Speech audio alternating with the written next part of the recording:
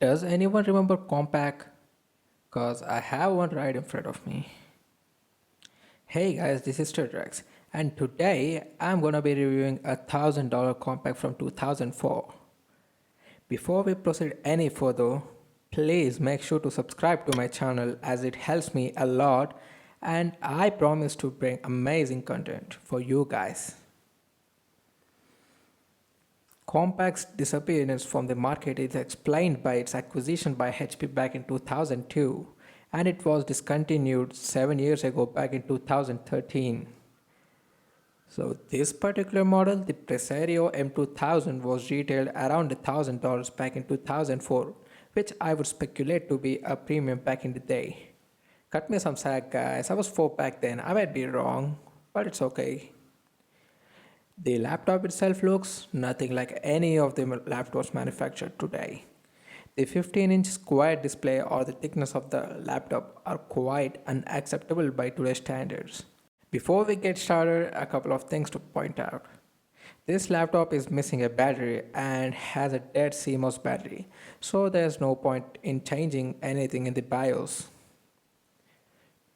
To the left side of the laptop, we have a charging port, a VGA, an Ethernet, a telephone, a USB, and some weird PC card slot where you can connect extra mods like a wireless card or card readers or whatever. Don't blame me, I never came across a PC card in my life, okay? On the front we have Altec lancing speakers, power indicators, and also two separate ports for headphone and microphone. On the right we have another USB port, a DVD drive, and a PS2 input slot, and yes, a lock slot. Now that's out of the way, let's fire this crap top up and see if it works. Wait for the glorious Windows XP boot sound.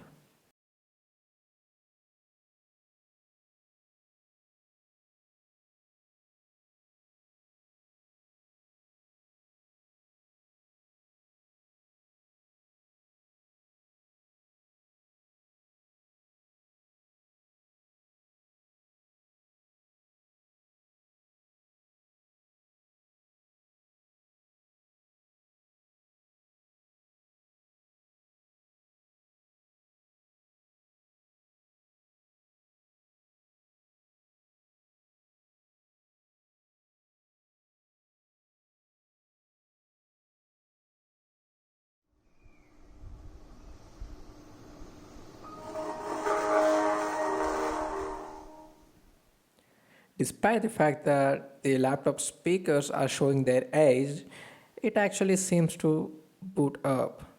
Let's quickly dive into the system properties.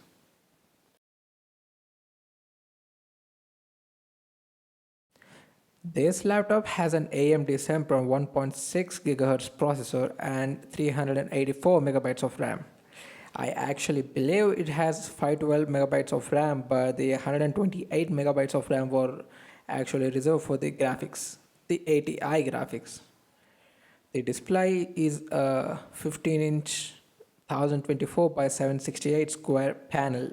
It gets plenty bright and you can actually see the pixels from far enough. This has an inbuilt Broadcom Wi-Fi card and it connected to my network just fine, except it does not accept 5 GHz networks were not a thing back then.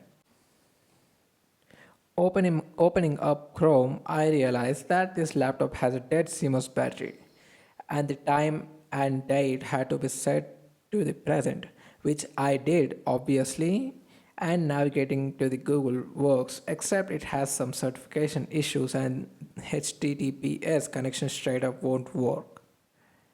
I tried playing YouTube videos, but it ends up in an infinite buffering always, and I suspect it's due to the low amounts of available RAM.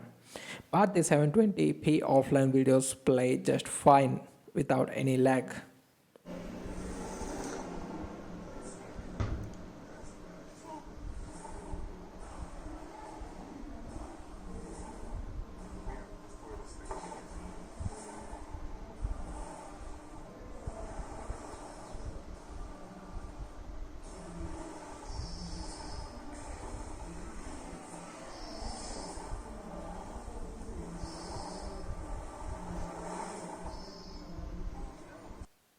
Typing on this keyboard is an absolute joy.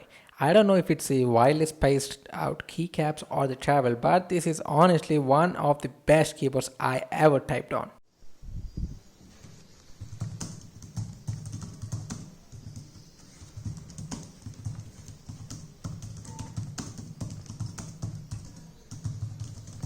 Really, it's just so good, okay?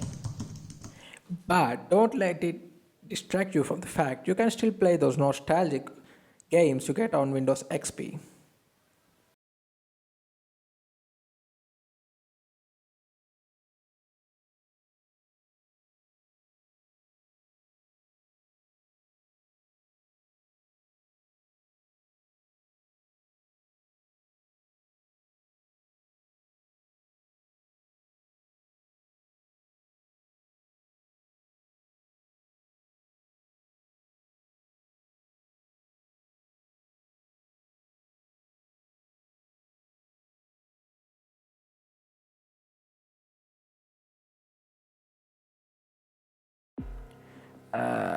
I really need to learn how to play these games.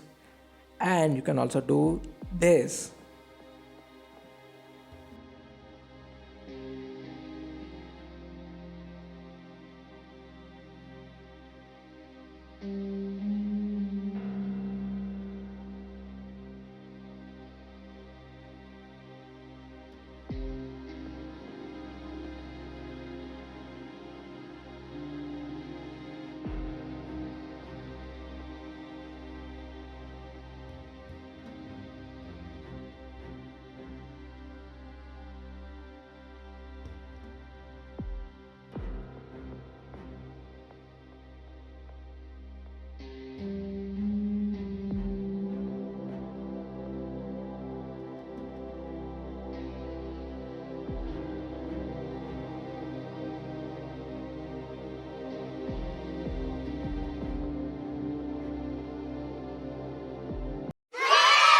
Flipping it around, it's easier to access this laptop's internals.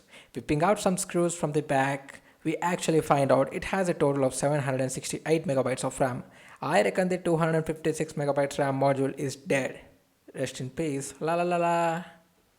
It has a Broadcom Wi-Fi card and a whopping 40 gigabyte hard drive. I also tried connecting it to an external monitor using the VGA port to see if it still works. But to my surprise, it detected the but to my surprise, the external display is detected by the laptop itself, but not by the monitor. This laptop serves no practical purpose, and I have no idea what to do with this. So, comment down below your ideas. I'm thinking of installing Linux on this machine, but let me know what you think. If you have a laptop as old as this, please make sure to let me know in the comment section down below what you did with that particular laptop. And once again, thank you for watching this extremely boring review, and consider subscribing to my channel, which would really help me a lot. As always, stay home during these tough times and stay safe. Peace.